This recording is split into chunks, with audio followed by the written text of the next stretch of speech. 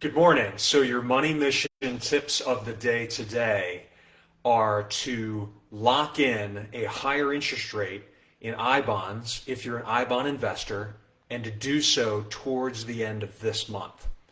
Now, for those of you that are investors in I bonds, we've talked about I bonds before, and these are treasury bonds that have a composite interest rate. One is a fixed interest rate and one is an inflation rate. These investments are very good at hedging against inflation, at giving you the ability to protect your purchasing power against inflation. Last year, they were all the way up to 9.62% interest rate. And right now, they're at around 6.89%, almost 7%. In the beginning of next month, so in May, that interest rate is going to reset. And it is going to come down, or it's predicted to come down, to about 3 1/3.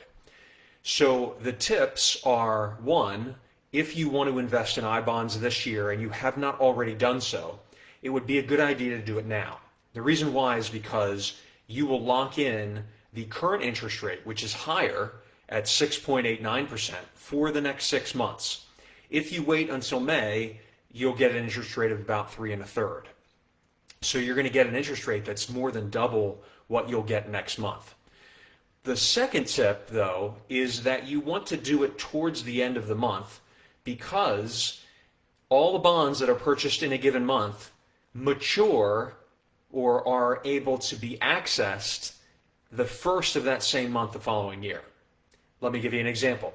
If you were to buy bonds April 30th of 2023 and lock in that higher interest rate, you'll be able to redeem them, if you want to, April 1st of 2024. So really, the money is only locked up for 11 months.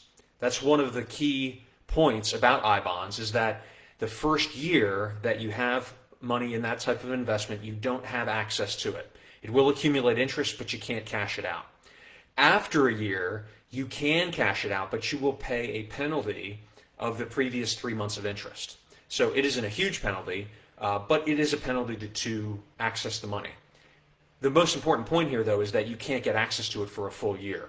So if you can't get access to that money, it's important to know, you at least can shorten the window a little bit. So we can make it, hey, you can only get access to it after 11 months. The advantage there, too, is that a lot of that money that you would put in I bonds for the month of April, you could have in a high yield savings account and earn you more interest, right? So you're going to earn more interest by buying it towards the end of the month. And you're going to earn more interest because you're able to essentially put that money in a high yield savings account during a period of time where it really wouldn't be earning you anything anyway, being in the I bond, right? That extra time in the I bond during the month of April really doesn't give you any benefit because it all matures at the same time and you're paid the same interest. So keep this in mind. You want to lock in that higher rate, so you want to do it before the end of the month. But you want to wait towards the later part of the month, which we will be in here shortly, in order to take advantage of that. Now keep in mind, there may be a lot of people, don't wait until the very last minute, because there may be a lot of people who want to jump on it at the last minute right on April 30th, and there might be a delay since Treasury Direct, right, isn't the most responsive website, being a government website. Please post a question or a comment. Send me a private message if you want to talk about it privately.